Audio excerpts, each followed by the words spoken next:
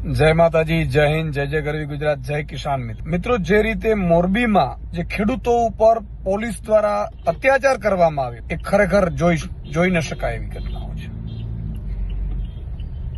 ખેડૂતો ભોળા છે, ભાજપને ખોબલે ખોબલે મત આપે છે, જ્ઞાતિ જાતિ ધર્મના આધારે એ લોકો મત નાખી દે છે, પણ એનો અર્થ એ નથી કે ખેડૂતો ઉપર તમે એટલા બધા અત્યાચાર. આજે કંપનીઓ જે થાંભલાઓ નાખે છે, એ કંપનીઓ થાંભલા નાખે છે તો કંપનીઓ તો પોતે પ્રાઇવેટ છે, પોતે કમાશે રૂપિયા અને ખેડૂતોને વળતર આપવામાં એના પેટમાં દુખે છે. બીજું, કંપનીઓ ફ્રી વીજળી આપશે ખેડૂતોને, ચાલો તો તમને નાખવા દઈએ થાંભલા. અને ખેડૂતોને ખેતરમાં મરજી પડે એવી રીતે થાંભલાઓ નાખવાના, ખેડૂતોને પૂછ્યા વગર ઘૂસવાનું જમીનોમાં, અને કલેક્ટર શ્રી અને મંત્રી મુખ્યમંત્રીઓ છે એ પરમિશનો આપી દે છે કે ભાઈ તમે કરી લ્યો કંપનીઓને, અને ભાજપના નેતાઓના મોઢા સિવાય ગયા છે અને ઈ કંપનીઓ પોલીસ છે એ ભાડે લઈ આવે છે. આટલો અત્યાચાર. આજે જે રીતે મેં વિડીયો જોયો, જે રીતે લાઠીચાર્જ ખેડૂતો ઉપર થઈ રહ્યું છે, આજે ગુજરાતના 54 લાખ ખેડૂતનું લોહી ઉકળી ઉઠ, કંપી ઉઠ. આજે ગઈ સુરેન્દ્રનગરમાં હતું, કેટલાય જિલ્લાઓમાં થાંભલાઓનું તમે શું એવું નક્કી કર્યું છે કે ભાઈ બધાના ખેતરોમાં થાંભલાઓ નાખી દો ને? બેટી મોટી લાઈનો આવે છે.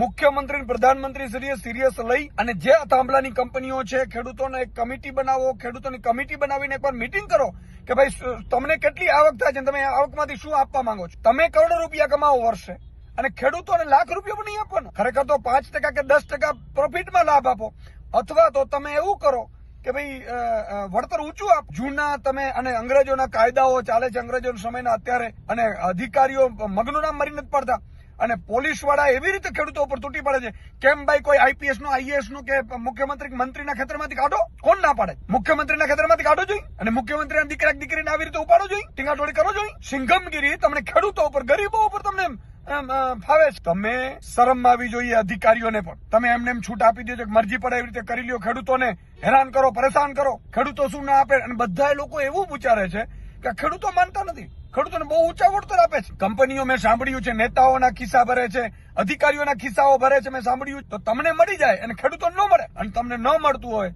તો તમે આવી રીતે કરો ખરા? મંત્રી, મુખ્યમંત્રીને મને એમ કહો કે ફંડ કે ચૂંટણી ફંડ કે મળે છે કે શું આમાંથી? જો ન મળતું હોય તો તમે એટલા બધા શું ઉભરા આવી જાય છે કે જે તમને મત આપે છે ખેડૂતો, એને તમે મતની કિંમત નથી કરતા, એના ઉપર અત્યાચાર કરો છો, એની મતની તમને પડી નથી. અને બીજી બાજુ કંપનીઓ માટે તમે આખો તંત્ર ઉભો રાખી દો છો, પોલીસ, કલેક્ટર, એસડીએમ, અને પછી એમ કે છે બધા ખુલ્લેઆમ કે જાઓ તમે કોર્ટમાં, અને અદાલતોમાં પછી કેસ ભરાવે. અને જેટલા પણ નેતાઓ હમણાં ત્યાં ગયા, ખેડૂતો ગયા, એને બધાને જેલમાં નાખી દે છે. અત્યાચાર 54 લાખ ખેડૂતોના આત્મસન્માન ઉપર ઘા છે. 54 લાખ ખેડૂતોને વિનંતી કરું છું કે એક થાઓ, બધાએ નક્કી કરો કે ભાઈ પૂરતું વળતર અથવા તો આના કંપનીઓના નફામાં પ્રોફિટ. સરકાર શું, સરકારનો બાપ પણ ઝૂકવું પડે. અને સરકારમાં બેઠેલા મંત્રીઓ, ધારાસભ્યો, સાંસદો, મુખ્યમંત્રીને મારી વિનંતી છે હાથ જોડી કે ભગવાને તમને મોકો આપ્યો છે સરકારમાં બેસવાનો, ત્યારે આ લોકોના લોહી ચૂસો નહીં, એમની સાથે મીટિંગ કરો, બેસો, અને કંપનીઓના નફા જોઈ લ્યો, અને એ નફામાંથી શું આ મળી શકે આમ એ જોઈ લ્યો.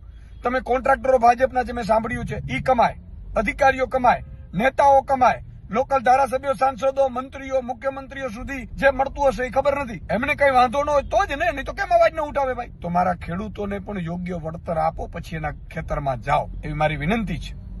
ખેડૂતોને પણ કહું છું કે એક થાઓ.